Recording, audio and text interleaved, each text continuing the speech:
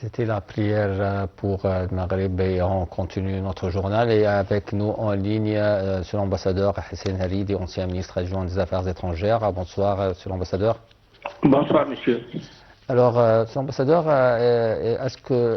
comment vous voyez les frappes israéliennes sur le Liban aujourd'hui, les raids israéliens malgré l'accord de cesser le feu entre les États-Unis et l'Iran? Et alors qu'Israël a dit qu'elle ne concerne pas cet accord pour elle et qu'elles vont continuer à frapper ou faire des raids contre les membres de Hezbollah au Liban. Moi, je pense que Israël est en train de saboter l'accord de cessez-le-feu entre les États-Unis et l'Iran annoncé hier soir. Car, selon l'interprétation iranienne, cet accord-là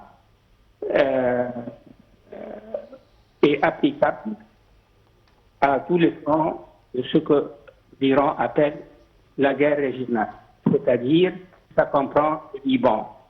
Et cette position-là a été soutenue par le Premier ministre pakistanais, M. Shahbaz Sharif, qui a parrainé et qui a négocié cet accord de cessez-le-feu. Mais alors, voilà mon avis, c'est la façon d'Israël de saboter cet accord de cessez-le-feu, car on vient d'entendre maintenant que les Iraniens pensent à refermer le détroit d'Ormuz pour s'opposer à l'agression israélienne continue contre le Liban.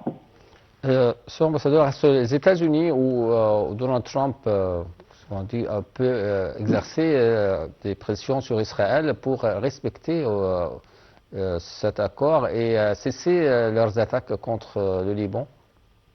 Non, moi,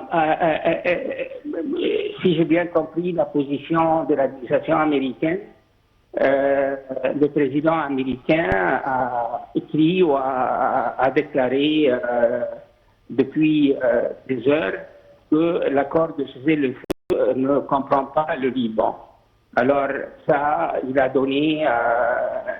a laissé les mains libres au gouvernement israélien de continuer à bombarder le Liban et la capitale libanaise.